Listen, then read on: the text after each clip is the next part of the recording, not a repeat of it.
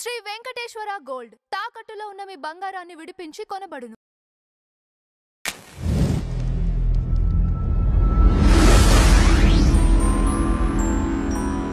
నమస్తే అండి, welcome to tree media. Big boss season 9 start అయ్యి 8th వీక్ సక్సెస్ఫుల్గా రన్ అవుతోంది. వైల్డ్ కార్డ్ ఎంట్రీ ద్వారా ఫైర్ బ్రాండ్గా గుర్తింపు తెచ్చుకున్న మాధురి గారు ఎంట్రీ ఇచ్చిన తర్వాత షో మరో మలుపు తీసుకుందని చెప్పవచ్చు. మరి మాధురి గారి ఆట తీరు ఎలా ఉంది, మాట తీరు ఎలా ఉంది, శ్రీనివాస్ గారిని అడిగి తెలుసుకుందాం. సార్ నమస్కారం. బాగున్నాను సార్, ఎలా ఉన్నారు మీరు? రైట్.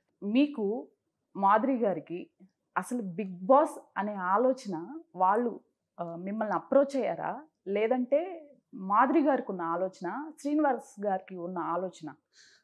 నిజానికి మాకైతే ఎటువంటి ఆలోచన లేదు. ఓకే. ఫస్ట్ సీజన్ 9 స్టార్ట్ అయ్యేటప్పుడు 7th స్టార్ట్ అయింది. అక్కడికి 15 days 1 month నుంచి పిలుస్తున్నారు, అంటే ముందే రమ్మన్నారు. ఓకే. రమ్మంటే మాకున్న వ్యాపారాలు బిజీ రీత్యా మేము వెళ్ళలేదు. సరే, సీజన్ స్టార్ట్ అయిపోయింది. మళ్ళీ కాల్ చేశారు. మళ్ళీ కాల్ చేసి ఆ టీం వచ్చి కలిసిన తర్వాత సరే మరి అన్నిసార్లు చెప్తున్నప్పుడు ఎందుకు వెళ్ళకూడదు అని వెళ్ళమని చెప్పాను. అప్పుడు డిసైడ్ అయ్యాను. ఓకే. జనరల్గా ఇన్ని బిజినెస్లు ఉన్నాయి, పాలిటిక్స్లో ఉన్నారు. బిగ్ బాస్ అనేది షో అనేది ఆ షో పైన కామెంట్స్ చేసిన వాళ్ళు కూడా ఉన్నారు. సిపిఐ నారాయణరావు గారు కానివ్వండి, వీళ్ళందరూ ఆ షోని ఒక బ్యాడ్ లాంగ్వేజ్తో మాట్లాడి పబ్లిక్లోకి తీసుకొచ్చి అండ్ కేసు వేసిన వాళ్ళు కూడా ఉన్నారు. అలాంటి షోకి మరి మీరు ఎలా పర్మిషన్ ఇచ్చారు? సిపిఐ నారాయణ అంటే నేను చికెన్ నారాయణ అని అంటాను. చికెన్ నారాయణ. ఓకే. ఈ నారాయణ స్టోరీ మాకు బాగా తెలుసు. నేను ఉద్యమాల్లో ఉండేవాడిని. ఉద్యమాల్లో థర్మల్ పవర్ ప్లాంట్ కాకరాపల్లి శ్రీకాకుళంలో ఒక 6 సంవత్సరాలు భారీగా జరిగింది. 2009 నుంచి 2014-15 వరకు ఈ రోజు వరకు నిరాహార దీక్షలు జరుగుతున్నాయి. ఆ టైంలో నేను లీడ్ చేశాను. 35 విలేజెస్తో పెద్ద మత్స్యకారులకి, రైతులకు, ఇన్లాండ్ ఫిషర్మెన్కి వాళ్ళ భూములు పోతున్నాయి. ఆ ప్లాంట్ అక్కడ పెట్టకూడదు అన్నది నేను ఫైట్ చేశాను. ఆ ఫైట్లో వేలాది మంది పోలీసులు వచ్చారు. 2011 ఫిబ్రవరి 22వ తారీఖు బాష్పవాయువులు విడుదల చేశారు, అటాక్ చేశారు, కొట్టారు, వెహికల్స్ తగలబెట్టారు, మా మీద దాడులు చేసి మాలో 3 కాల్చిపడేసినారు. ఫైర్ అయిపోయింది. నన్ను కూడా ఫైరింగ్ ఆర్డర్స్తో వచ్చారు, నాకు జైల్లో పెట్టారు. 1600 మంది మేము జైల్లో ఉన్నాం. ఆ సీక్వెన్స్లో ఈయన కూడా మధ్యలో వచ్చాడు 2010 ఎండింగ్లో, నారాయణరావు గారు. ఓకే. వస్తే సరే మాకు మంచి సపోర్ట్ వస్తుంది, అన్ని పార్టీలు అందరు రాజకీయ నాయకులు ప్లాంట్ సపోర్ట్లో ఉన్నారు, ఈయన ఒక్కడే మాకు వచ్చి సపోర్ట్ చేస్తున్నాడు, సంతోషం అనుకున్నాం. వచ్చాడు, east Coast thermal power plant gate మీద బూట్ కాలుతో తన్నాడు. శభాష్ అనుకున్నాం, మా ఉద్యమం ఇంకా గట్టిగా వెళ్తుంది అనుకున్నాం. కట్ చేస్తే 2వ రోజు నుంచి మరి మాకు కనపడలా. ఆయన వెళ్ళిపోయిన తర్వాత అక్కడికి 3-4 నెలల్లో 3 కాల్పుల్లో మరణించారు. 1600 మంది పైన కేసులు పెట్టారు. మేము జైల్లో ఉన్నాం. జైరాం రమేష్ లాంటి వాడు స్పందించి కేంద్ర మంత్రి ఆ ప్లాంట్ని రద్దు చేశారు. చంద్రబాబు నాయుడు వచ్చారు, జగన్మోహన్ రెడ్డి గారు వచ్చారు. ఇంతమంది వచ్చిన నారాయణరావు మళ్ళీ తిరిగి రాలా. ఎందుకు రాలేదు? డబ్బులు. డబ్బులు చేతిలో పడగానే బెదిరించాడు, డబ్బులు తీసుకున్నాడు, ఆగిపోయినాడు. ఇది నారాయణరావు గురించి. ఆ సబ్జెక్ట్ ఇప్పుడు సందర్భం లేకపోయినా ఇప్పుడు ఎందుకు నేను చెప్తున్నానంటే, బిగ్ బాస్ మీద కూడా ఎందుకు పెద్ద అరుపులు అరుస్తున్నారంటే మళ్ళీ డబ్బుల కోసమే. డబ్బులు పడిపోతే ఆగిపోతారు, ఈ బ్యాచ్ వేరేగా ఉంటారు. సో వీళ్ళ గురించి ప్రస్తావించవలసిన అవసరం లేదు. మీరు అడిగారు కాబట్టి నేను చెప్పాను. బిగ్ బాస్ అనేది ఒక చాలా మంచి ఒక మనిషి యొక్క మానసిక స్థితి, మానసిక ప్రవృత్తి ఎలా ఉంటుంది. ఇప్పుడు మనకు ఫోన్ కాల్స్ ఉన్నాయి, పబ్లిక్లో ఎక్కడికి కావాలంటే అక్కడికి వెళ్తాం, సినిమాలు చూస్తాం, ఎంజాయ్ చేస్తాం, తిరుగుతాం, కావాల్సిన వాళ్ళతో మాట్లాడతాం. మనకు అన్నీ స్వేచ్ఛ ఉంది. బయట అక్కడ స్వేచ్ఛ ఉండదు. అక్కడ 4 walls మధ్యలో 10 మందో 15 మందో ఉంటారు. మొబైల్ ఉండదు, డేట్స్ తెలీదు, టైం తెలీదు, లిమిటెడ్ ఫుడ్. ఇంటి వాళ్ళందరినీ అయిన వాళ్ళందరినీ విడిచిపెట్టేసి అక్కడ ఉండాలి. ఈ విమర్శించే వాళ్ళు వారం రోజులు ఉంటే అప్పుడు అర్థం అవుద్ది బిగ్ బాస్ కాన్సెప్ట్ ఎంత కష్టమైంది అన్నది.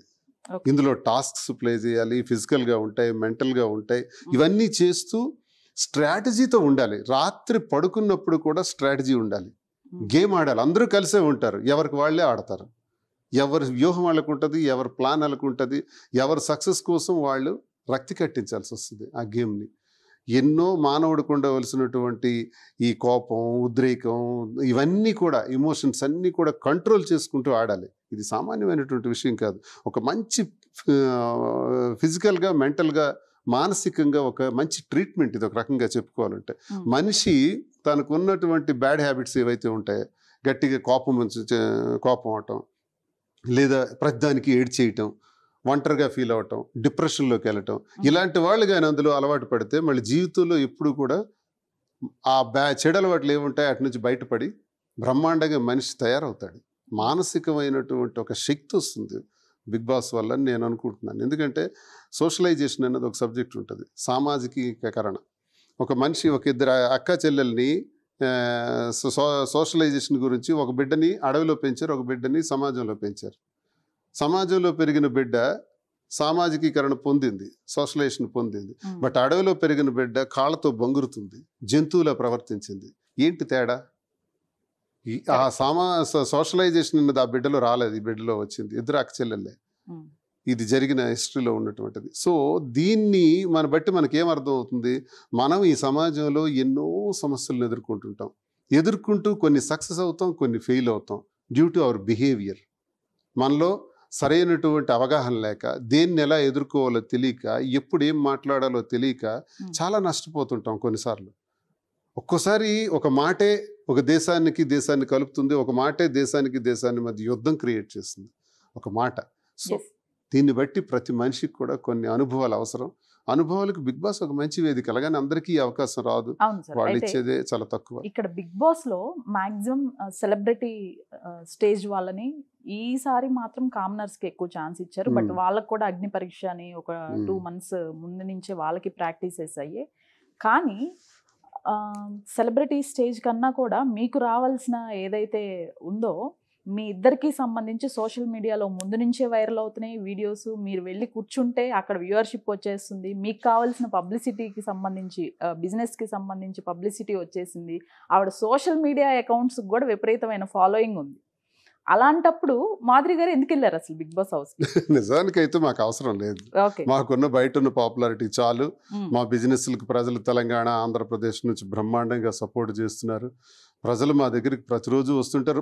ప్రతిరోజు మేము మీడియాలో ఉంటాం, సోషల్ మీడియాలో. కరెక్ట్. మా బిజినెస్ ప్రమోషన్లోనూ, లేదా మేమిద్దరం యాడ్స్ ఇవ్వటం ద్వారానో, లేదా స్టేట్మెంట్స్ ద్వారానో, రాజకీయంగానో వీక్లీ 4-5 times మా వీడియోలు వెళ్తూనే ఉంటాయి. వెళ్తున్న దానికి మాకు బిగ్ బాస్లో ఉన్నా ఒకటే, బిగ్ బాస్ బయట ఉన్నా ఒకటే, ఇంకా బయటే మాకు ఎక్కువ ఉంటుంది.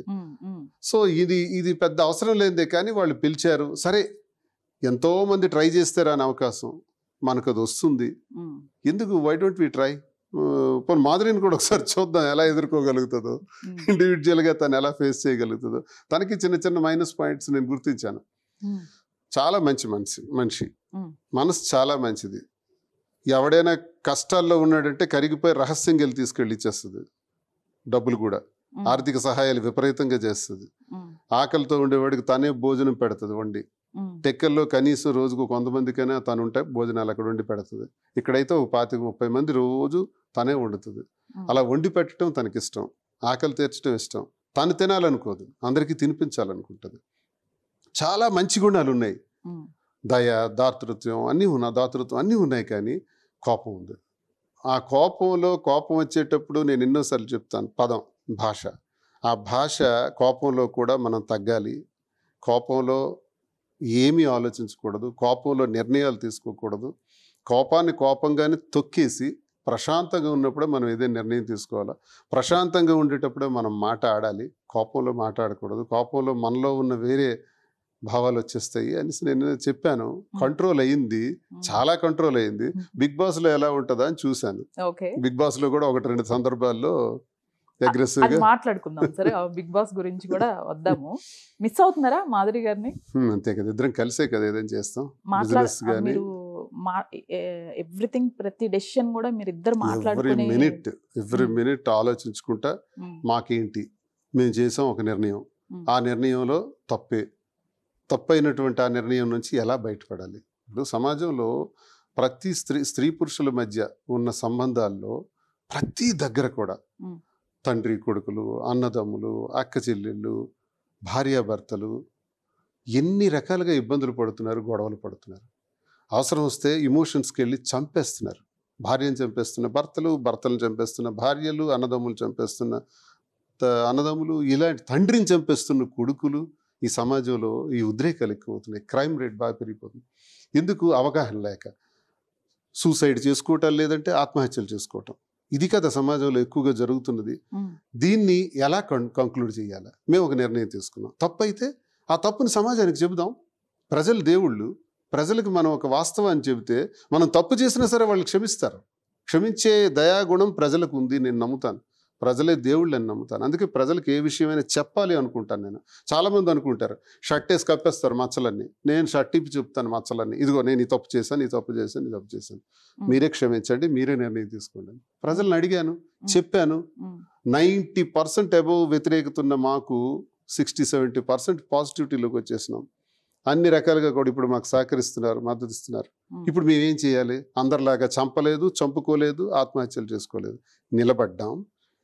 చాలామంది జీవితాలు ఇలా ఉంటే దానికి పరిష్కార మార్గాలు ఎత్తుక్కోవాలి తప్ప తప్పుడు నిర్ణయాలు తీసుకోకూడదు అనే ఒక సందేశాన్ని ఇవ్వగలగం. ఏం దువ్వాడ శ్రీనివాస్ సందేశాన్ని ఇచ్చాడంటే, చాలామంది ఇలాగ హత్యలు చేయలా, చాలామందిలో మేము ఆత్మహత్య చేసుకోవాలా, చాలామందిలో కుటుంబాలు విడిచిపెట్టేలా, కుటుంబ గొడవలు వచ్చినా అందరినీ జాగ్రత్తగా చూసుకుంటున్నాం. ఎవరికి ఏ లోటు లేకుండా మా మీద ఆధారపడిన వ్యక్తులందరికీ మా కుటుంబాల్లో మేము జాగ్రత్తగా చూసుకుంటున్నాం. ఫస్ట్ మోటో అది.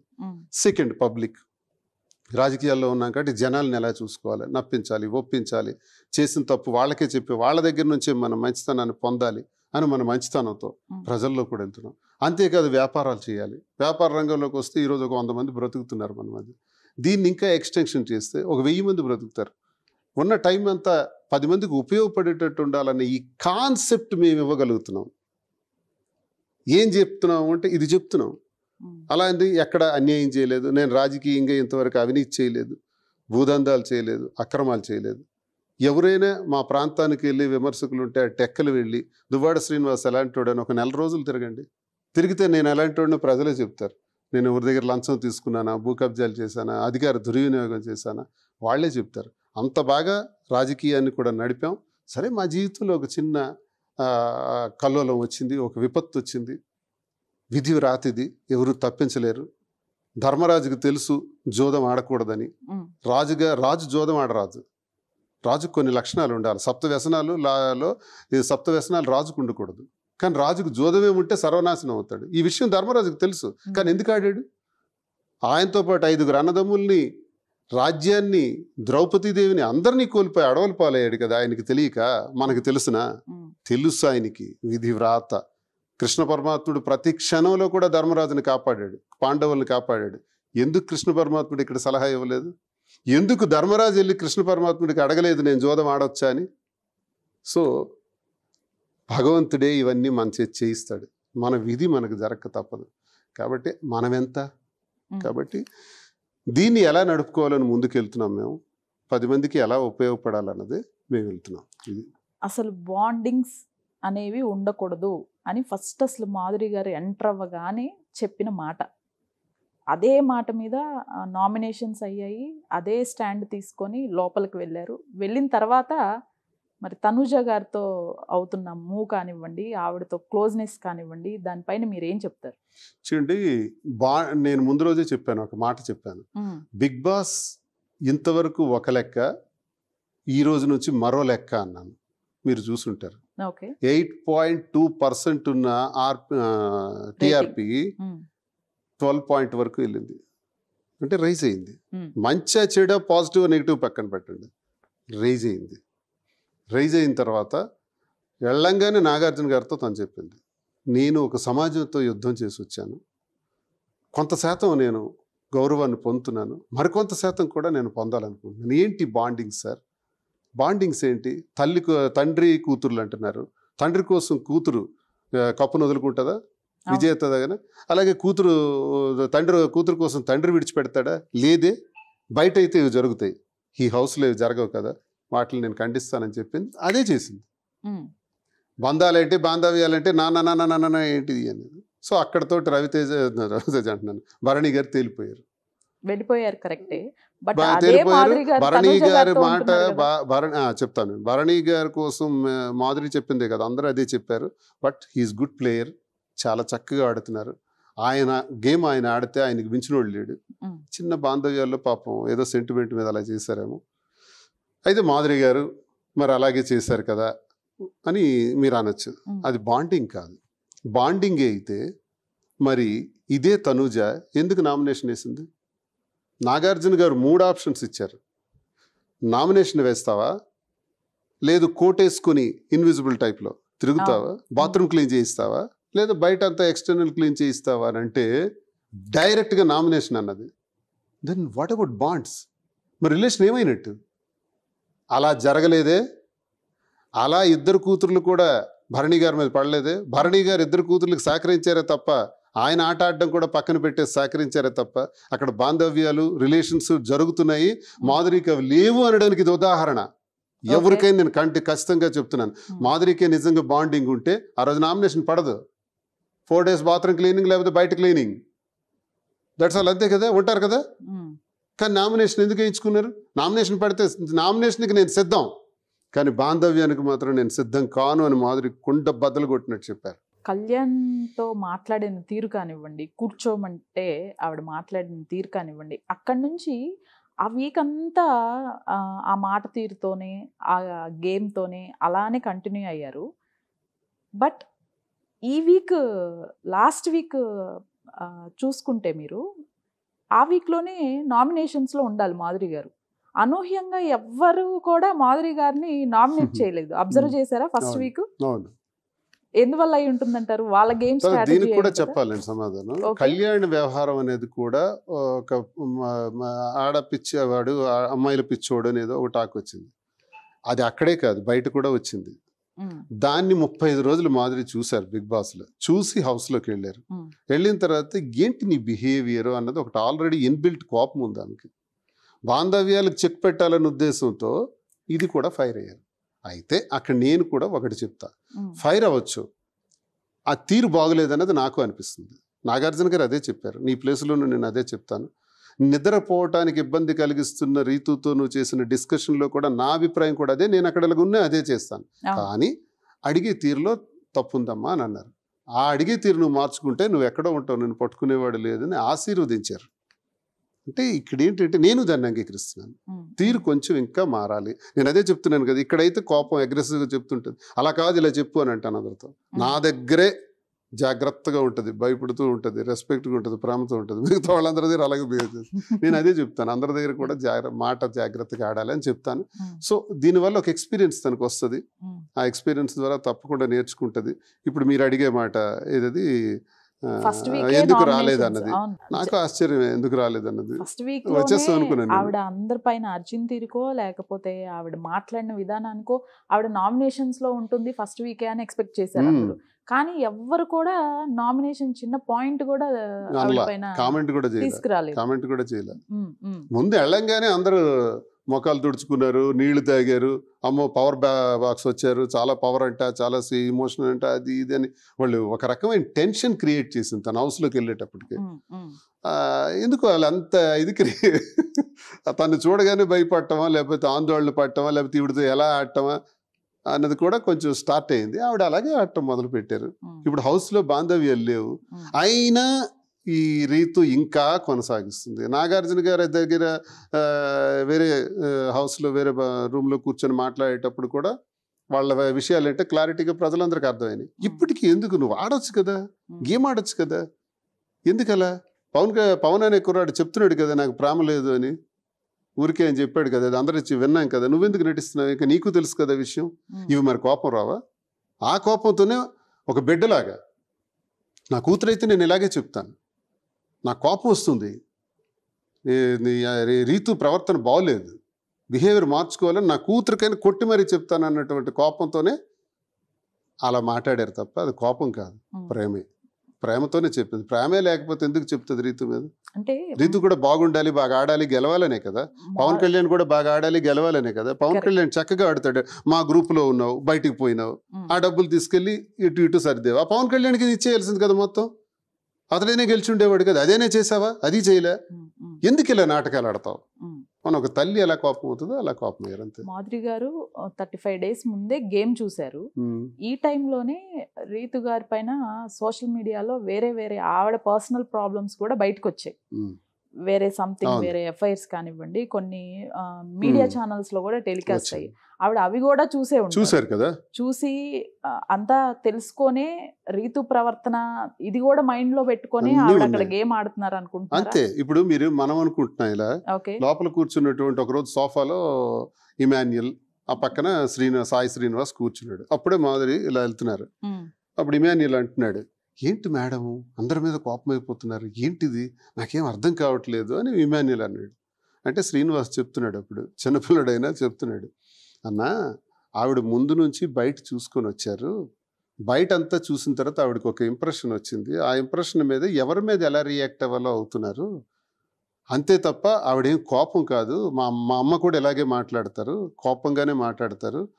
ఒకసారి మాధురితో కూడా సందర్భంలో కూర్చొని విషయం మాట్లాడేటప్పుడు కూడా మా అమ్మ ఇలాగే పెడతా, కోపం అవుతుంది, కోపమై విపరీతమైన ప్రేమ పనిచేస్తుంది, మీతోటి అదే అక్క మాకు ప్రాబ్లం, మీరు కోపం అయ్యారంటే విపరీతమైన ప్రేమ చూపెడతారు, అది మా అమ్మలో కూడా నేను చూశాను, ఆవిడ అలా కోపం అవుతారంటే ఆవిడ చూసి వచ్చారు కాబట్టి కోపం అవుతున్నారని వాళ్ళలో వాళ్ళు డిస్కస్ చేసుకుంటున్నారు. మనం చెప్పక్కర్లా, హౌస్ మెంబర్స్ అనుకుంటున్నారు అలా అని. అదే జరిగింది. బయట ఆమె తాలూకా పరిస్థితులను చూసే కంట్రోల్ చేస్తుంది మాధురి, కోపం పట్టలేదు, కంట్రోల్ చేసి నీ గేమ్ నువ్వు వాడు అంటుంది. నేను వెళ్ళిపోతాను నెక్స్ట్ వీక్ అని కూడా నిన్న చెప్తుంది. నేను వెళ్ళిపోతాను నెక్స్ట్ వీక్, ఎలిమినేట్ అయిపోతాను, అందరూ బాగా ఆడండి, అందరూ ఒక దగ్గర కలిసి భోజనం చేయండి, ఎందుకు వరండాలో ఒకటి చేస్తాడు, బయట ఒకటి చేస్తాడు, ఇక్కడ ఒకటి, అందరూ కలిసి తిందాం, నేను వెళ్ళిపోయినా అందరు చక్కగా ఆడండి అని చెప్తుంది. బిఫోర్ లాస్ట్ వీక్ రీతుకి విపరీతమైన నెగిటివిటీ ఉంది. అండ్ ఒక టైంలో తను అసలు బయటకు వచ్చేస్తుంది అని కూడా ఎక్స్పెక్ట్ చేశారు బిఫోర్ లాస్ట్ వీక్. బట్ ఎప్పుడైతే మాధురి గారు వెళ్ళి కొన్ని ఆర్గ్యుమెంట్స్ అయ్యాయో, రీతుకి మాధురి గారికి కొన్ని ఆర్గ్యుమెంట్స్ అయ్యాయో, అప్పటి నుంచి రీతుకి ఓటింగ్ పెరగటం స్టార్ట్ ఇప్పుడు కోపం అవటాన్ని ఎవరైనా ఎలా అర్థం చేసుకుంటారంటే, అనవసరంగా రీతు మీద మాధురి గారు కోపం అయిపోతున్నారని అర్థం చేసుకుంటారు. కోపం అవట్లా, ఓ తల్లి బాధ్యత చూపించింది, ఒక అక్క బాధ్యత చూపించింది, నీవు పర్ఫెక్ట్ గా ఉండట్లేదు, ఆడాల్సిన పవన్ కూడా ఆడనివ్వట్లేదు, పవన్ నీ పద్ధతి కూడా బాగోలేదు, రీతు నీ పద్ధతి మార్చుకుంటే చక్కగా ఆడగలవు, ఈ బాంధవ్యాలేంటి, ఫేక్ రిలేషన్స్ ఏంటి, ఆ రిలేషన్స్ మీద కోపం మీదే తను మాట్లాడింది తప్ప రీతు కూడా రియాక్ట్ అవ్వాల.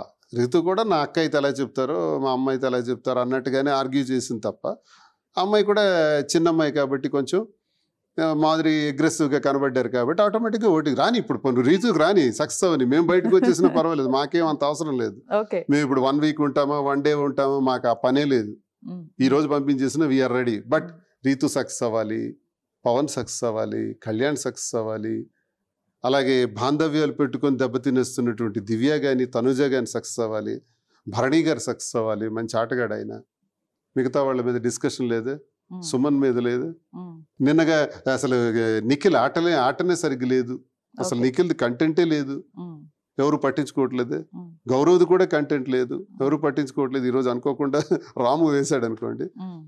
సరే నేను అనేది ఏంటంటే వీళ్ళ మీదే ఎక్కువ డిస్కషన్ ఎందుకు జరుగుతుందంటే వీళ్ళు గేమ్ ప్లే చేస్తున్నారు కాబట్టి. రైట్. అయితే మరొకసారి ఏమైందంటే మాధురి గారు వర్సెస్ శ్రీజ, వీళ్ళిద్దరికీ హౌస్లోకి ఎంటర్ అయిన వెంటనే శ్రీజ పేరుతో స్టార్ట్ అయింది. ఏమైంది అక్కడ? పేరు అడిగితే ఎందుకు మాధురి గారికి అంత కోపం వచ్చేసింది? ఇప్పుడు నేనున్నాను, మీరు నా దగ్గరికి వచ్చారు, వచ్చి సార్ ఇంటర్వ్యూకి వచ్చాను సార్, మీ పేరేంటి సార్ అని మీరు అడిగారు అనుకోండి, మనుషులు మనం ఒక్కసారి మనలో ఒక ఇమోషన్ బయటకు వస్తుంది. నా పేరు అడగడానికి వస్తున్నారని లోపలికి వెళ్ళి ఎందుకు పెట్టారు అని కోపం అవుతాను. అంటే నా పేరు అందరికి తెలియాలని లేదు, అందరు మనమే అంత గొప్పోళ్ళం కాము, కానీ మనిషికి ఉన్న సహజమైన గుణం అది. మాధురి వచ్చిన దగ్గర నుంచి ఫైర్ బాక్స్ అని అందరూ లేచి నిలబడి కిచెన్ రూమ్కి వెళ్ళి ఇమాన్యుయల్ మొఖం తుడుచుకుంటుంటే తనుజ ఇలా లెంపలు వేసుకొని తగ్గు తగ్గు తగ్గు, భయపడకు అని అనుకుంటుంటే అందరూ ఫైర్ బాక్స్ అని అంటుంటే తను తెచ్చినటువంటి ఆ డైమండ్ని కూడా అక్కడ పవర్ను కూడా పెడుతుండేటప్పుడు అందరు వెళ్ళి మంచినీళ్ళు కావాలి ఇవన్నీ అడుగుతుంటే ఈ పాప, నాకు తెలుసు ఈ అమ్మాయి చిన్న పాప పిల్ల, మీరెవరు మీ పేరేంటి అని అడగటం సబబా? అది కరెక్టా? తెలీదు, పేరు తెలీదు అనుకుందాం, తెలియాల్సిన అవసరం కూడా లేదు, కానీ అలా అడిగే విధానం కూడా రాంగ్ అని అంటున్నాను. శ్రీజ కూడా ఇవి నేర్చుకోవాలి. పెద్దవాళ్ళని అవమానపరిస్తే నీ వయసు ఏంటి, మాధురి గారి వయసు ఏంటి? పెద్దవాళ్ళని అవమానపరిస్తే పెద్దవాళ్ళం అయిపోతాం అని కాదు, పెద్దవాళ్ళని గౌరవిస్తేనే పెద్దవాళ్ళం అవుతాం. ఇంక చిన్నపిల్ల కాబట్టి పైకి రావాల్సిన లక్షణాలు చాలా ఉన్నాయి కాబట్టి ఇలాంటి చిన్న చిన్నవి శ్రీజ కూడా మార్చుకోవాలి. అలా అడిగేటప్పుడు ఆ ప్లేస్లో ఈ భూమి మీద ఉండి ఏ మనిషి నేటి సమాధానం చెప్తాడు తెలుసుకో అంటాము. కోపం వస్తుంది ఇమోషనల్గా. తను అన్నది అంతే, మాధురిది అక్కడ తప్పే లేదు. మళ్ళీ నిన్న శ్రీజ వచ్చి మళ్ళీ మాధురి మీదే అటాక్ చేస్తుంది. చేసేటప్పుడు తను అప్పటికీ కూల్గా ఉన్నారు, మాధురి రైజ్ అవ్వాల. నీవు కాంటాక్ట్స్ పెట్టుకోవాలి, అందరితో సక్రమంగా ఉండాలి, బాగా ఉండాలి, మంచి రిలేషన్ ఉంటేనే మనం ఆడగలుగుతాం. అడ్వైజ్ ఇచ్చింది మళ్ళీ. ఇంత శ్రీజ ఇంత చిన్న అమ్మాయి చిన్నంతరం పెద్దంతరం మర్చిపోయి మాట్లాడుతున్నా మళ్ళీ అడ్వైజ్ ఇచ్చింది. నీ అడ్వైజ్ నాకు అవసరం లేదని అన్నది తిను. ఎవరి తప్పు, మాధురిదా శ్రీజాదా? జడ్జ్ చెయ్యాలి మరి మీరే. పైగా సెకండ్ థర్డ్ గేమ్లో వాళ్ళు వీళ్ళు ఆడుతుండేటప్పుడు భరణి గారి టీం ఆడుతుంది, భరణి గారికి మద్దతు మాధురిది, భరణి గారి టీంకే మద్దతు. అటువైపు ఉండే గేమ్ అంతా ప్లే చేశారు, ఇటువైపు శ్రీజ టీంలో మిగతా వాళ్ళు ఎంతున్నారు. సంచాలకుగా దీనికి నిర్ణయం తీసుకోమంటే శ్రీజ గెలిచిందని చెప్పారు. అప్పుడేమి సంచాలకదే తుది నిర్ణయం ఉంటుంది, లేదు బాక్స్లోనే ఉంది రౌండ్గా ఇదే గెలుస్తుందని చెప్పొచ్చు. అక్కడ ఆర్గ్యుమెంట్స్ చాలా నడిచాయి. నేను కూడా విన్నప్పుడు నాకు ఏమనిపించింది అంటే కరెక్టే కదా, ఆ స్క్వేర్ మధ్యలో ఈ బాక్స్ ఉంది, అక్కడేంటి పైకి వెళ్ళిపోయింది మొత్తం, జస్ట్ అంచులా తగిలింది, అది ఎలా గెలుస్తాను అనుకున్నాం. కానీ అక్కడ తినేం ఆలోచించింది టవర్, ఆ అంచులో ఉండి బాక్స్కి తగిలిన్నప్పటికి కూడా టవర్ ఎవరిది ఉందని చూసారు, హై టవర్ చూసి శ్రీజ గెలిచింది అనేది. నిజంగా కోపం ఉంటే, నిజంగా శ్రీజాని టార్గెట్ పెట్టాలనుకుంటే మాధురి ఆ జడ్జిమెంట్ ఇస్తారా సంచాలకుగా? ఎవరు? పైగా శ్రీజ బ్రహ్మాండంగా ఆడింది, కీప్ ఇట్ అప్ అన్నది లైవ్లో వినండి. శ్రీజ చాలా బాగా ఆడుతున్నావు, నీకు మంచి స్ట్రెంగ్త్ ఉంది. ఇలా విమర్శించే ఆ పిల్లని అంతగా ప్రోత్సహించి మాట్లాడిందంటే ఎవరు గొప్ప, ఎవరు మనస్తత్వం గొప్పది? మీరే ఆలోచించాలి. అసలు మాధురి గారు బయట కూడా ఇదే మాట తీరు ఇంతే గట్టిగా మాట్లాడతారా మీతో కాకుండా? హౌస్ లో ఎలా ఉన్నారో అలానే ఉంటారా? అడిగేటప్పుడు త్రో కొంచెం స్పీడే ఉంటుంది, అది తగ్గించమని నేను ఎప్పుడు చెప్తా. అది ఉంది, మైనస్ ఉంది. ఇప్పుడు ఏంటి మీరు మాట్లాడుతున్నారు అని నేను మీకు అన్నాను అనుకోండి, ప్రేమ చూపిస్తాను, గౌరవిస్తాను, అన్నీ చేస్తాను, అడిగే విధానంలో నా మాట బాగోలేనప్పుడు మీకు కోపం వస్తుంది. ఏంటండి ఇలా మాట్లాడుతున్నారు అన్నాను అనుకోండి, మీరు కన్విన్స్ అవుతారు, మీరు సమాధానం చెప్పడానికి సిద్ధపడతారు. ఆ చిన్న తేడా ఉంది, అడిగే విధానంలో తేడా ఉంది. She will learn. ఆమె కూడా చిన్న వయసే కదా, 35-36 ఇయర్స్. బిగ్ బాస్ లోకి వెళ్ళిన వైల్డ్ కార్డ్ కంటెస్టెంట్స్ లో ఒక ఇద్దరు ₹1 కోటి ఇచ్చి వెళ్ళారు బిగ్ బాస్ హౌస్ కి అనే న్యూస్ ఎందుకు స్ప్రెడ్ అయింది శ్రీనివాస్ గారు? ₹1 మరి 2 కోట్లు ఇచ్చేవాళ్ళు ఉన్నారు చాలా మంది, 3 కోట్లు ఇచ్చేవాళ్ళు ఉన్నారు. సరే, నాకు చాలా మంది మాకేమైనా అవకాశం ఉందా అని యూఎస్ నుంచి మాధురి గారు ఎలా వెళ్ళారు, బాగా ఆవిడ టాలెంట్తో వెళ్ళారంటే మాకేమైనా అవకాశం ఉందా అని అన్నారు. మరి వాళ్ళ చేతను ఇప్పిద్దానా? నేను ఇప్పిస్తాను. 2 ఇస్తారు, 3 ఇస్తారు, 5 ఇస్తారు, 5 CR కూడా ఇస్తారు బిగ్ బాస్లోకి వెళ్ళటానికి. ఆ విమర్శించేవాడికి అరేంజ్ చేయమనండి, వాళ్ళ ద్వారా ఇచ్చేద్దాం అమౌంట్. ఇవన్నీ డబ్బులు ఇస్తే వచ్చేవి కాదు, ఫేక్ అలా క్రియేట్ చేసుకుంటారు. డబ్బులు ఇస్తే ఒకవేళ ఒప్పందం ఏంటి, ఎన్నాళ్ళు ఉండాలని మేము కప్పు అడుగుతాం కదా, లేదా టాప్ 5లో ఉండాలంటాం కదా. చూడాలి మరి టాప్ 5లో ఉంటామో లేదో, ఈ వారమే వచ్చేస్తామో మాకే తెలియదు. 2 గెలవగా వచ్చిన డబ్బులు మొత్తం పంచి పెట్టేస్తామని చెప్పాం క్యాన్సర్ పేషెంట్స్కి, అనాథలకి, వికలాంగులకి. అది కూడా ఉంది. మరి ఎందుకు ₹1 ఇవ్వాలి? మాకేంటి అవసరం?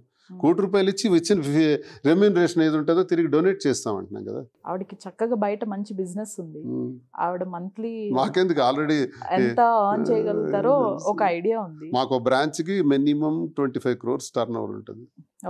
ఇంకా బ్రాంచెస్ పెడుతున్నాం.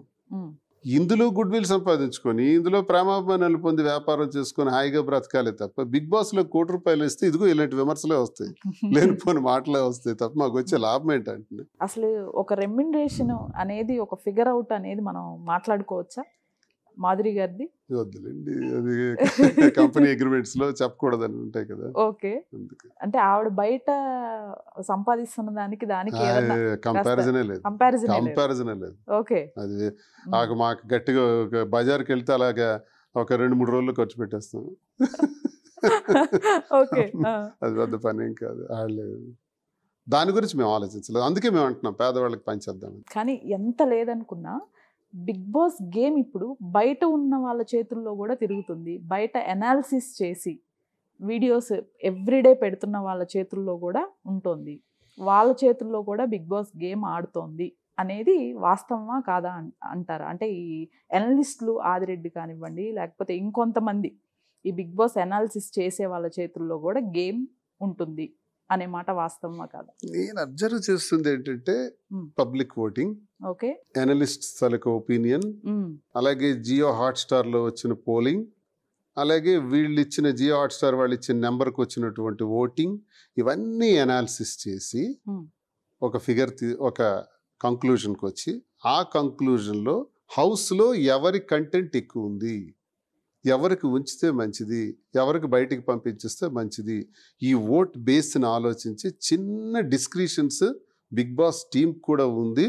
బిగ్ బాస్ టీం కొన్ని సొంత నిర్ణయాలు కూడా తీసుకొని ఉంచాల్సిన వాళ్ళకి ఉంచడానికి, పంపించాల్సిన వాళ్ళకి పంపించడానికి ఒక నెట్వర్క్ ఉంటుందని నాకు అనిపిస్తుంది. ఓకే, అంటే మీరు బయట ఈ అనలిస్టులు మేమైతే వచ్చేస్తాం అనుకుంటున్నాం ఈ వీక్ మాధురి గారు ఎలిమినేట్ అయిపోద్దని అనుకుంటున్నాను. ఓకే, ఎందువల్ల? అంటే మరి ఇదే గట్టిగా మాట్లాడారు, ఫెయిర్ గా అడిగితే నచ్చదు అంటే ఏం చేస్తాం? ఇలాగే ఉంటాం మేము, మాకు అనవసరం, మాకు అవసరం లేదు. ఓకే, మేము ఏం చెప్పాము, తెలుగింటి ఆడపడుచు ఎలా ఉండాలి, చీర, ఆ దుస్తులు ఎలా ఉండాలి అనేది ప్రతి నిమిషం కూడా చూపించాం బిగ్ బాస్లో. 2 గేమ్స్ స్పోర్ట్స్ ఆడేటప్పుడు ఏమైనా ఉంటే ఆ చూడిదార్స్ వేసుకోవచ్చు. అశ్లీలమైన వస్త్రధారణ ఉండకూడదు, నెంబర్ 1. నెంబర్ 2, భాష బాగుండాలి. వ్యక్తిగతంగా మాధురికి చిన్న చిన్న భాషలో పట్టుతూ ఉన్నప్పుడు కూడా భాష మాట్లాడే దానిలో చిన్న లోపాలు ఉన్నాయి. లోపాలను సవరించుకోవడానికి బిగ్ బాస్ పనికి వస్తుంది, నేను ముందే చెప్పాను. సవరించుకోవడానికి ప్రయత్నిస్తుంది. అడిగే విధానంలో తాను అగ్రెసివ్గా అడిగిందని ఒకవేళ ఓటింగ్ కానీ రాకపోతే మేమేం చేస్తాం? మాకు అవసరం లేదు. ఈ వీకే ఎలిమినేషన్ అవుతుందేమో అని కూడా మేము ఉంటాం అంతే ప్రిపరేషన్లో. అంతేగా మాకు అది అయిపోయింది, ఇంకా మా పనులు మాకున్నాయి చాలా, ఇంకా అందులో పడాలి తప్ప పైకి వెళ్తామా లేదా, టాప్ 5 ఇవన్నీ మాకు అనవసరం. మేము అవన్నీ ఆలోచించలే. వెళ్ళామా ఒక మార్క్ వేసుకొని వద్దాం, బాంధవ్యాల మీద బ్లాస్టింగ్ చేద్దాం, గట్టిగా అడుగుదాం, డ్రెస్ కోడ్ మీద కూడా గట్టిగా ఉందాం, చెప్పొద్దు, మనం బిహేవ్ చేసి చూపెడదాం. ఈ 2-3 అంశాల మీద వెళ్ళాం, మాట్లాడాం, మా పని అయిపోయింది, ఇంక పంపించేస్తే సంతోషం. బర్నీ గారితో వచ్చిన ట్రోలింగ్స్ చూసారా? ఏమని? ఈ సాంగ్ ఎవరో యాదోలు మాట్లాడుకుంటా. నాకు నేను చూసి చాలా చక్కగా చేసిందని నేను అనుకుంటున్నాను. ఎవడేమనుకుంటు నాకే. మాధురి నాగార్జున గారు డాన్స్ చేయమనేటప్పుడు ఒక చిన్న పాట నువ్వు చేయాలమ్మా అనేటప్పుడు చెయ్యాలా వద్దా? బిగ్ బాస్ రూల్స్ ప్రకారం కూడా హౌస్కి కొన్ని రూల్స్ ఉంటాయి. మరి ఆయన చేయమన్నప్పుడు చేయను అని చెప్పాలా? షీ భరతనాట్యం డాన్సర్, ఆమె ప్రొఫెషనల్. అక్కడ ఎవరో ఒక హీరో, ఒక మేల్ క్యారెక్టర్ కూడా ఉండాలి కదా. ఆయన వచ్చాడు పాపం చాలా జెంటిల్గా, హుందాగా ఆయన చేశాడు. భరణి కూడా తిని కూడా హుందాగా చేసింది. దీన్ని ఇంకా బోతద్దాలే చూసుకుంటామంటే వాళ్ళ కర్మ. మేము దీన్ని ఖాతరు చెయ్యం. ట్రోలర్స్ ఎప్పుడూ ఉంటారు, విమర్శించే వాళ్ళు ఉంటారు. ట్రోలర్స్ అందరికీ నా ధన్యవాదాలు.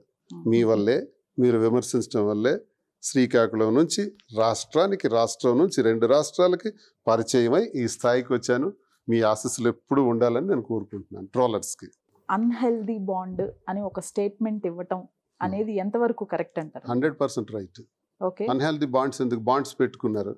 అందులో మన అన్హెల్దీ ఏంటి అంటే అందులో మళ్ళీ ఫేక్ బాండే రాంగ్, బాండ్లో మళ్ళీ ఫేక్ బాండ్. అదే కదా మా కోసం నాగార్జున గారి దగ్గర మొదటి రోజు అండి మాట ఏంటి? తండ్రి కోసం కూతురు ట్రోఫీ వదులుకుంటుందా? కూతురు కోసం తండ్రి వదులుకుంటాడా?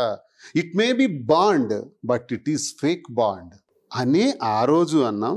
ఈ రోజు 18వ రోజు, ఈ రోజు అదే అంటారు. ఇందులో తప్పే ఉంది. బాండ్ పెట్టుకున్నారు. నిజంగా పవన్కి రీతుకి రియల్ బాండా చెప్పమనండి, రీతుకి చెప్పమనండి, పవన్కి చెప్పమనండి. నిజంగా తనుజకి శ్రీ దివ్య అనుకుంటున్నాను, భరణి గారికి ఉన్నది నిజమైన బాండ్సా? నిజంగా వాళ్ళు అలాగే అనుకుంటున్నారా? ఆడుతున్నారు. బాండ్ అంటున్నారు, బాండ్లో ఫేక్ బాండ్, ఇదో కోణం.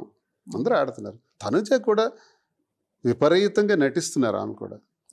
ఆమె కూడా నటన ఎక్కువ నటి కదా, మరీని ఏదో డిప్రెషన్లో ఉన్నట్టు, ఆవిడ మీదే అందరూ వచ్చి టార్గెట్ చేసేసినట్టు, ఆవిడేదో ఒంటరి అయిపోయినట్టు, ఎడారిలో ఒక్క మనిషిలో ఉన్నట్టు, సీరియల్లో ఆమె నటించుకుంటా పోతున్నారు. అది కూడా కరెక్ట్ కాదు. మీరు గేమ్ ఆడాలి, కొంతసేపు ఫ్రీగా ఉండండి, మాట్లాడండి, డిస్కస్ చేయండి, సరదాగా ఎంటర్టైన్ చేసి నవ్వు మొక్క. నేను ఈ రోజు వరకు శ్రీజాల చూడాల ఫేస్లో నవ్వినట్టు.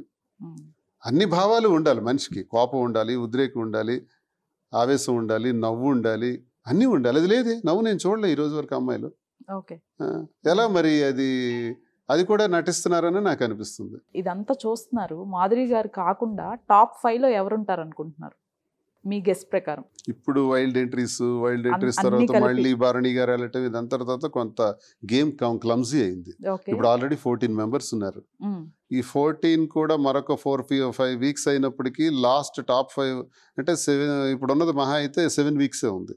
ఈ 7 వీక్స్లో మరొక 3-4 వీక్స్ పోయేటప్పటికి అస్సలు గేమ్ స్టార్ట్ అవుతుంది. ఇప్పుడిప్పుడే ఒకరికొకరు విడిపోయారు. ఇప్పుడు మీరు బాంధవ్యాలు పెట్టుకోమని వాళ్ళు పెట్టుకోరు, అలా సిద్ధంగా లేరు.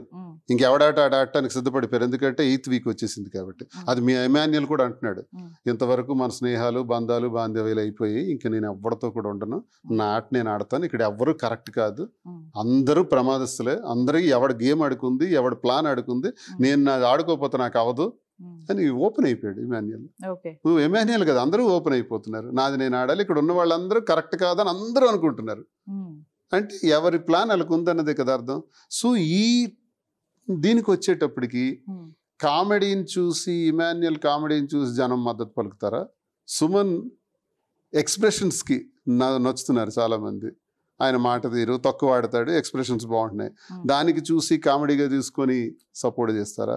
తనుజ సెంటిమెంట్కి సపోర్ట్ చేస్తారా? చూడాలి మరి, మరొక 2-3 వారాల్లో తెలుస్తుంది టాప్ 5 అనేది. ఇప్పుడు 14 మందిలో టాప్ 5 చెప్పలేం, ఒక 5-6 అయ్యేటప్పటికి, ఒక 8 మంది అయ్యేటప్పటికి చెప్పగలం. ఒక తెలుగు షోలో కన్నడ పీపుల్ని, తెలుగు రాని వాళ్ళని తీసుకురావటం ఎంతవరకు కరెక్ట్ అంటారు? 100% రాంగ్.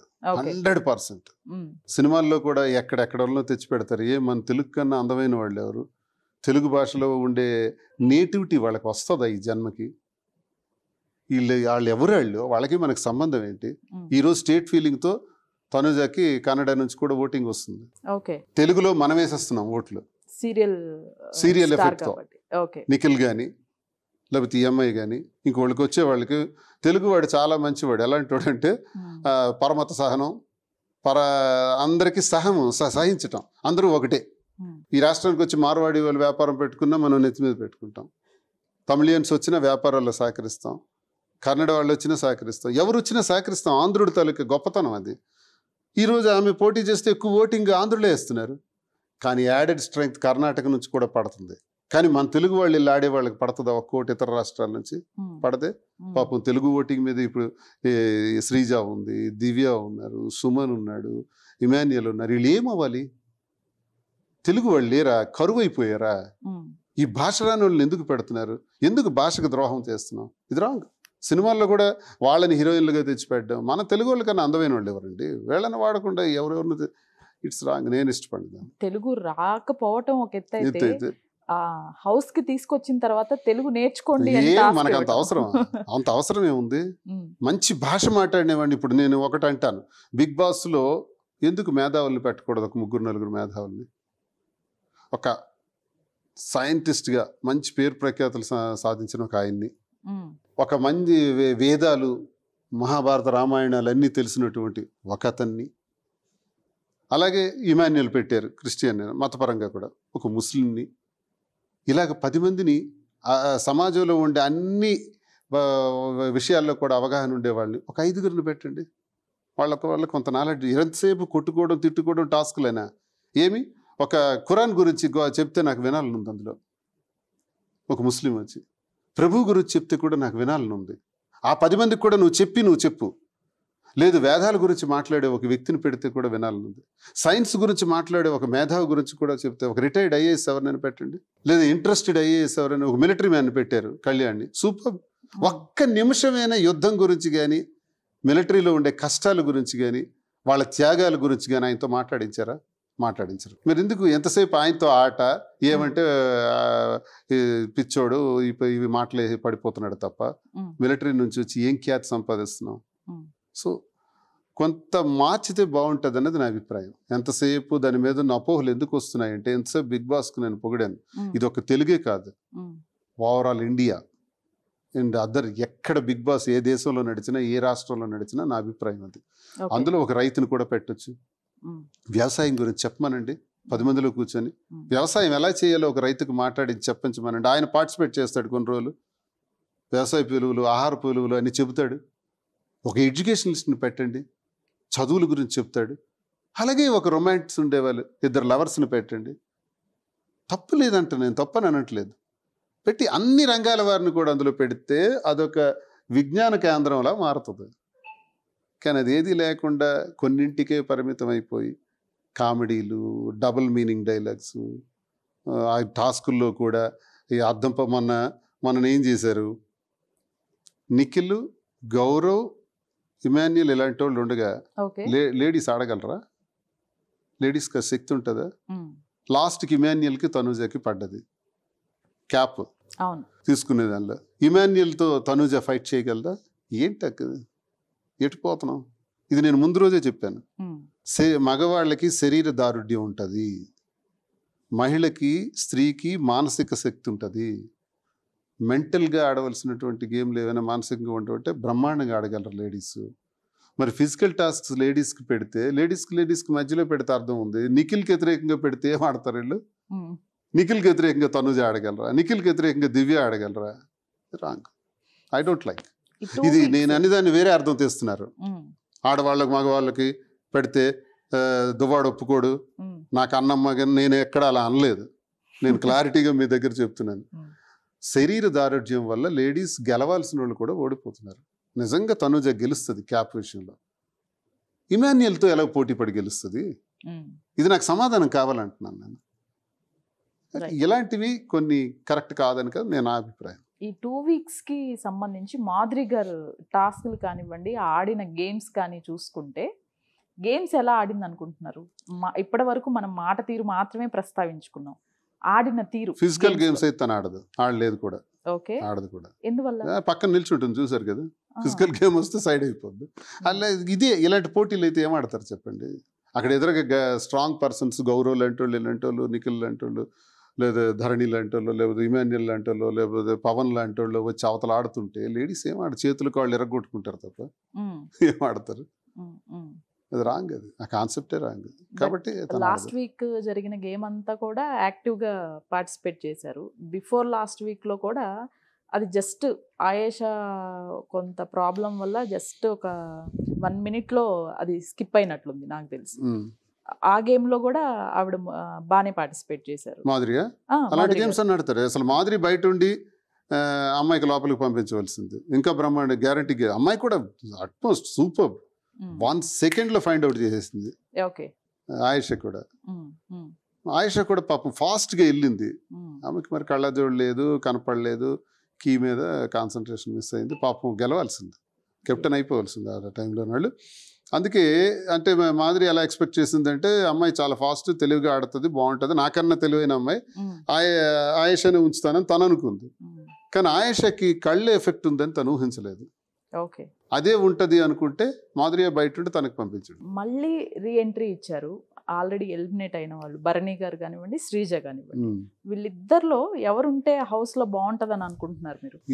ఇద్దరు అంతా. శ్రీజ కూడా పాప చాలా బాగా. ఆల్రెడీ చెప్పారు కదా ఇద్దరిలో ఒకరు మాత్రమే ఉంటారు అని. అంటే మీరు చూసారు కదా ఆల్రెడీ వాళ్ళు ఇద్దరు బాగా ఆడతారు. ఇద్దరు ఉండాల్సిన వాళ్ళే. బిగ్ బాస్ ఏం చేస్తాడు ఎవరు చెప్పగలరు? ఓటింగ్ ఊరికే పెట్టి ఇద్దరు ఉండమని అంటున్నారు అని అంటే చెప్పలేమండి. శ్రీనివాస్ గారు కొంతమంది అనలిస్టులని, కొంతమంది కంటెస్టెంట్లను కూడా బెదిరించారు ఆయన రాజకీయ బలంతో అనే టాక్ వచ్చింది. నాకెందుకు బెదిరించాలి? ఇదేమైనా నా ఫీల్డా? ఓకే, నాకేనా అవసరమా? రాజకీయాల్లో నేను చాలా మంది మీద దాడి చేశాను, బెదిరించాను.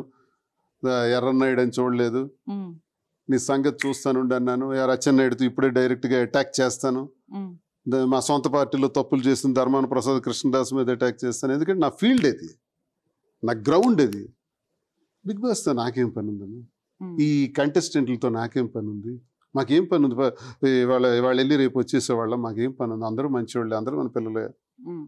అందరికీ వాళ్ళకి ప్రోత్సహిస్తాను తప్ప నా మైండ్, నా సైకాలజీ తెలియనివాడు ఎవడో కామెంట్ చేయాలి తప్ప నేను ఎందుకు? ఇప్పుడు రాష్ట్రంలో కూడా చంద్రబాబు నాయుడుని అడగాలంటే డైరెక్ట్గా అడుగుతాను, పవన్ కళ్యాణ్ని అడగాలంటే డైరెక్ట్గా అడుగుతాను, లోకేష్ని అడుగుతాను. వీళ్ళ మీద వీళ్ళ మీద ఎందుకు అడుగుతాను? అది నా ఫీల్డ్, ఇది నా ఫీల్డ్ కాదు, మాకు సంబంధం లేదు.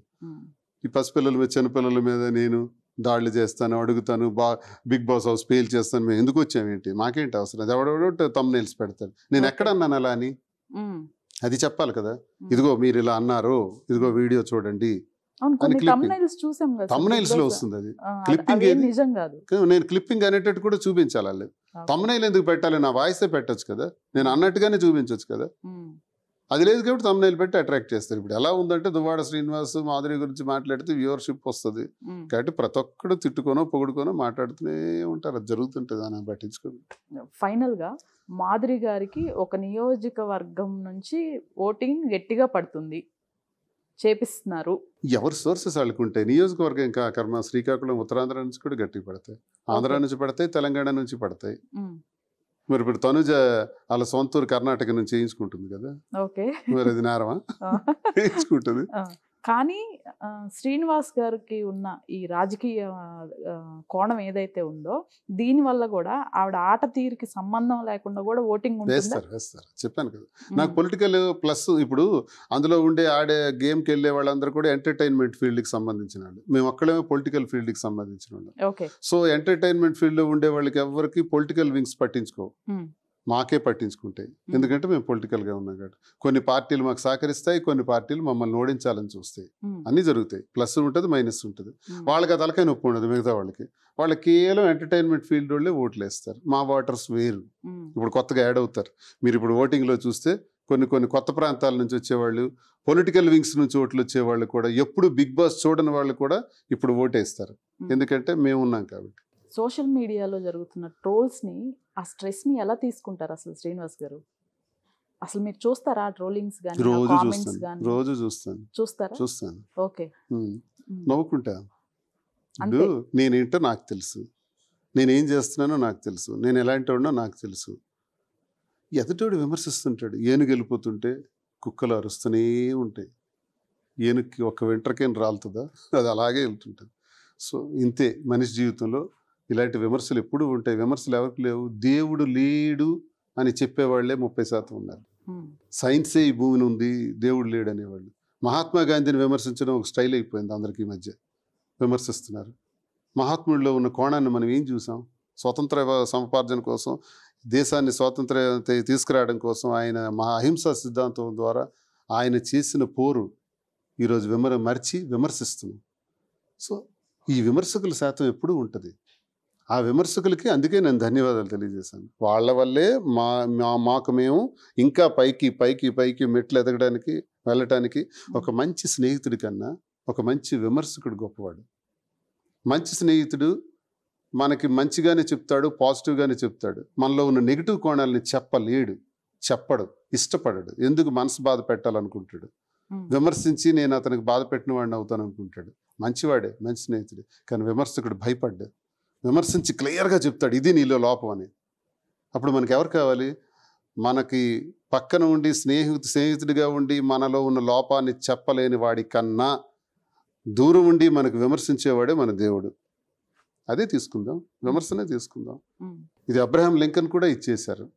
అబ్రహాం లింకన్ ఒకరోజు అమెరికాలో వెళ్తుంటే, పూర్ ఫ్యామిలీలో పుట్టి అమెరికన్ ప్రెసిడెంట్ అయ్యారు. కారులో వెళ్తుంటే అతను కోతి బొమ్మలాగా, రాక్షసుడి బొమ్మలాగా వెనైల్ ప్రింట్స్ కనపడ్డాయి. కొన్ని ప్రింట్స్ చూశాడు. ఓహో, నాకు కొంతమంది కోతి అనుకుంటున్నారా, అంటే నేను కోతిలా ప్రవర్తించాను ఎక్కడైనా, కొంతమంది నన్ను రాక్షసుడు అంటున్నారా, వాట్ హ్యాపెండ్ తెలుసుకున్నాడు. మీడియా మొత్తం పిలిచాడు, కూర్చోబెట్టి I will spend with you minimum 3 to 4 hours. Please comment me, నన్ను విమర్శించండి, please give me the negative opinion. అన్నీ ఆయన స్వీకరించి అన్నీ రాసుకున్నాడు. అందుకే ఆయన మనసులో నుంచే పుట్టింది by the people, for the people, of the people. ప్రజల కోసం, ప్రజల కొరకు, ప్రజల వలన. అంత గొప్ప డెఫినేషన్ డెమోక్రసీకి తెచ్చినటువంటి మహానుభావుడు. అతనికి ఎలా వచ్చింది? ఇది విమర్శకుల ద్వారానే వచ్చింది. కాబట్టి ఈ విమర్శ అవసరం, మనల్ని పెంచుతుంది, ఉన్నత స్థాయికి తీసుకెళ్తుంది. తప్పు కాదు ఇది. అందుకే నేను వాళ్ళని అభినందిస్తున్నాను. ఫైనల్గా ఈ ఒక్కదాంతో నేను క్లోజ్ చేస్తాను. శ్రీనివాస్ గారు, మేము అందరినీ సమానంగా చూసుకున్నాము, ప్రతి బాధ్యతని కలిసి పంచుకున్నాము అని అన్నారు. నాకు తెలుసు, అంటే రీసెంట్గా మీ ఫ్యామిలీలో ఫంక్షన్ కానివ్వండి, ఎవ్రీథింగ్ కొంత మీ పర్సనల్గా ఉండే వాళ్ళకి మాత్రమే తెలుస్తుంది. బయట ఆడియన్స్ కోసం నేను ఈ క్వశ్చన్ అడుగుతున్నాను. మీరు ఇప్పుడు మీ పిల్లలతో మాట్లాడుతున్నారా? పిల్లలు నాతో టచ్లో ఉన్నారు, ఉన్నారు. నేను మాట్లాడుతున్నాను. నా పిల్లలు ఓకే. నా సర్వస్వం, నా గుండెల మీద పెట్టి పెంచి పోషించానే. ఇద్దరు పిల్లలు. ఇద్దరు డాక్టర్స్ కదా, ఓకే. ఉన్నత స్థాయికి తీసుకొచ్చాను కదా. నా పిల్లలు నేను చూడకపోతే ఎవడు చూస్తాడు? నా పిల్లలు నాకు సర్వస్వం. ఇది మర్చిపోతానని ఎలా అనుకుంటున్నారు? మా ఇంట్లో గొడవ మా ఇద్దరికి సంబంధించి, నాకు మా భార్యకి సంబంధించి. అందుకు ఆమెకి నష్టం జరగకూడదని ఆస్తులన్నీ రాసేసాను. ఆమె హాయిగా ఉండాలి. ఆమె అలా కోరుకున్నారు కాబట్టి ఇది జరిగింది. ఆమె కోరుకోపోతే జరిగి ఉండేది కాదు. 4 గోళ్ల మధ్య తెలుసుకున్నట్టు ఇంతవరకు వచ్చి ఉండేది కాదు. ఆమె హాయిగా ఉండాలని ఆమెకి అన్ని ఏర్పాట్లు చేసేసాను. పిల్లలకి ఆమెకి సంబంధం లేదు, నేను చూసుకుంటా. పిల్లల బాధ్యతలన్నీ నావి. ఓకే. పిల్లల్ని వదిలేశాడు, పిల్లల్ని పట్టించుకోడు. మీకు తెలుసా వదిలేసామని? అందుకోసమే అడుగుతున్నాను నేను. అదే నేను అంటున్నా, నా పిల్లలు నేను కాకపోతే ఎవరు చూస్తారు?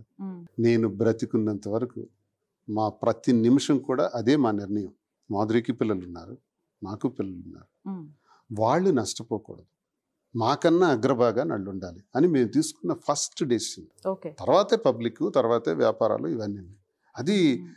అది మేము మా రక్తాన్ని గురించి, మా రక్తం మాకే చెప్పక్కర్లేదు కదా. బ్లడ్, ఇది బ్లడ్ నుంచి పుట్టిన వాళ్ళు. వాళ్ళ గురించి మాకు చెప్పడం ఏంటి? ఆ బ్లడ్ తాలూకు పెయిన్ మాకు తెలుస్తుంది కదా. ఇది కామెడీ. అంటే చాలా మందికి తెలీదు ఈ విషయము. అంటే ఎవరు వదులుకోరండి, పిల్లలతో ఎవరు వదులుకోరు. ఏ పిల్లల్ని ఏ తండ్రి వదులుకోడు, ఏ తండ్రిని ఏ పిల్లలు. కాకపోతే విధివ్రాత మీకు చెప్పాను కదా, జరిగిన పరిణామాల దృష్ట్యా, తీసుకున్న నిర్ణయాల దృష్ట్యా కొన్ని నిర్ణయాలు స్టాండ్ అవ్వక తప్పదు. నా కష్టకాలంలో నేను ఒంటరి అయిపోయినప్పుడు, నేను మా అమ్మ దగ్గరే 1 year ఉండేటప్పుడు, ఎన్నికల్లో కష్టపడి తిరుగుతుండేటప్పుడు, నేనే పోటీ చేయాల్సి వచ్చేటప్పుడు, కన్నవాళ్ళని, అత్తవారిని అందరినీ వదిలేసి నేను నా కోసం నిలబడినటువంటి ఒక అమ్మాయే మాధురి. ఇప్పుడు మాధురిని కూడా చూసుకోవాల్సిన బాధ్యత నాకు ఉంది కదా. కాబట్టి ఆ ధర్మం పాటిస్తున్నాం, ఈ ధర్మం పాటిస్తాం. ఏ ధర్మాన్ని విడిచిపెట్టాం, ఏ బాధ్యతని విడిచిపెట్టాం. అలాంటి అపోహలు ఎవరు దయచేసి పెట్టుకోవద్దు. అది మాకు చెప్పాల్సిన అవసరం లేదు. అందులో నాకు పైవాడే ఏడుస్తుంటే, ఎవరో పిల్లోడు వచ్చి ఫీజు కట్టుకోలేడంటే వెళ్ళి మేము ఫీజులు కట్టేస్తున్నాం. ఎవరికో ఆపరేషన్ అయిపోయింది, మొన్న మాదిరి ఒక దగ్గర మేము వెళ్ళాం, ఒక్కరోడికి కాళ్ళకి ఫ్రాక్చర్ అయిన తర్వాత ప్లేట్ వేశారు. ఆ ప్లేట్ బయటకు వచ్చేసింది. అది చూసి చెల్లించిపోయాం. వెంటనే దానికి ఎంత డబ్బులు అయితే ఖర్చు అవుతాయి అవన్నీ చేసి ఆ ప్లేట్ కట్ చేసి మళ్ళీ ఆపరేట్ చేసి బ్రహ్మాండంగా ఆ పిల్లోడు తిరుగుతున్నాడు. ఆ పిల్లోడు ఎవరో మాకు తెలియదు. ఇలాంటివి ఎన్నో చేస్తుంటాం. మా పిల్లల్ని మేము చూసుకోమని ఎలా అనుకుంటున్నారు? అంటే ఫైనాన్షియల్ గా లోడ్ చేస్తారు అని కాదు, ఒక మాట. అంటే ఆయన అసలు కాంటాక్ట్ లో ఉన్నాడా, పిల్లలతో మాట్లాడుతున్నాడా? అంటే కంటిన్యూస్ కాంటాక్ట్ లో ఉన్నాం, కంటిన్యూస్ కాంటాక్ట్. అప్పుడు 1 year back, right, 1 year back. నా పిల్లలు నాన్న అనకపోతే ఎవరిని అంటారు? అది నేను నవ్వుకుంటాను, ముద్దుగా ఫీల్ అవుతాను, ప్రేమగా అనుకుంటుంటాను. వాళ్ళు నాకు తిట్టే తిట్లు కానీ, కోపమయ్యో కానీ, వాళ్ళు అన్నవన్నీ నాకు సరదా అనిపిస్తుంది. గుండె మీద తన్నేవారు కదా చిన్నప్పుడు, అప్పుడు బాధపడ్డామా, సరదా పడ్డా. ఇప్పుడే పిల్లలు ఎవరికైనా ఈ ఆప్యాయత ఎవరికైనా ఉంటుంది. సో దాన్ని నేనేమి అంత మూర్ఖుండి కాదు, నేనే కాదు, ఈ భూమి మీద ఎవరు అలాంటి వాళ్ళు ఉండరు. ఏ తండ్రి ఉండడు, ఏ తల్లి ఉండదు. ఉంటే వాళ్ళు నిజంగా మనుషులే కారు, రాక్షస స్వరూపులు. ఇన్ని కష్టాల్లో కూడా మీకు అందుకే చెప్పాను, ఒకళ్ళని చంపడము, మేము ఆత్మహత్యలు చేసుకోవటమో కాకుండా మేము సెటిల్ అవ్వటం ద్వారా అందరినీ సెటిల్ చేయటం అన్నది మా కాన్సెప్ట్. అందుకే వీఆర్ రోల్ మోడల్. చాలామంది జీవితాలు నాశనం చేసుకుంటున్న వాళ్ళకి ఈ కథ మేము చెప్తున్నాం. ఇలా కూడా ఉండొచ్చు. ఎన్నో కథలు సుప్రీంకోర్టును తాకాయి కాబట్టే ఈ సెక్షన్స్ని తీసేసినారు ఈరోజు. 298 సెక్షన్ని తీసేయడానికి రీజన్ ఏంటంటే, ఇది సమాజపరంగా, సంఘపరంగా తప్పు అవచ్చు, కానీ మా దృష్టిలో ఇది తప్పు కాదని, నేరం కాదని సుప్రీంకోర్టు ఎందుకు డిక్లేర్ చేసింది అనుకున్నారు? వాళ్ళ టేబుల్ మీదకి ఎన్నో అర్థనాదాలు వచ్చాయి. అవన్నీ చూసే డెసిషన్ తీసుకుంది సుప్రీంకోర్టు. ప్రతి దగ్గర కూడా ఇవి జరుగుతున్నాయి, ప్రతి ఇంట్లో కూడా జరుగుతున్నాయి. వాళ్ళ కొడుక్కో, వాళ్ళ అన్నకో, వాళ్ళ తమ్ముడికో, వాళ్ళ మేనమాంకో, వాళ్ళ అక్క చెల్లెలకో జరుగుతూనే ఉన్నాయి ప్రతి కుటుంబంలో. ఏ విమర్శకుడు కుటుంబంలో ఈ గొడవ లేదు చెప్పండి? లేకపోతే దూర బంధువులకో ఎక్కడో జరుగుతుంది. అప్పుడు వాళ్ళు ఏం యాక్షన్ తీసుకుంటున్నారు? వాళ్ళు అనాథలు అయిపోతున్నారు, హింసించబడుతున్నారు, హత్య చేయబడుతున్నారు, లేకపోతే ఆత్మహత్యలు చేసుకుంటున్నారు. అది మేము చేయట్లా. అలా ఉండకూడదని మేము చెప్తున్నాం. ఇది మా కాన్సెప్ట్. ఆల్ రైట్ శ్రీనివాస్ గారు, మీ సైడ్ నుంచి Thank మీరు you. చాలా క్లియర్ గా ఉన్నారు. బిగ్ బాస్ లో టాప్ 5 లో మాధురి గారు కూడా ఉండాలి అని ఎక్స్పెక్ట్ చేస్తున్నాం. దైవాధీనం. మాధురి గారు ప్రజలు. వచ్చిన తర్వాత మళ్ళీ కలుస్తాం మిమ్మల్ని. థ్యాంక్ యూ అండి. Thank you very much. Thank you.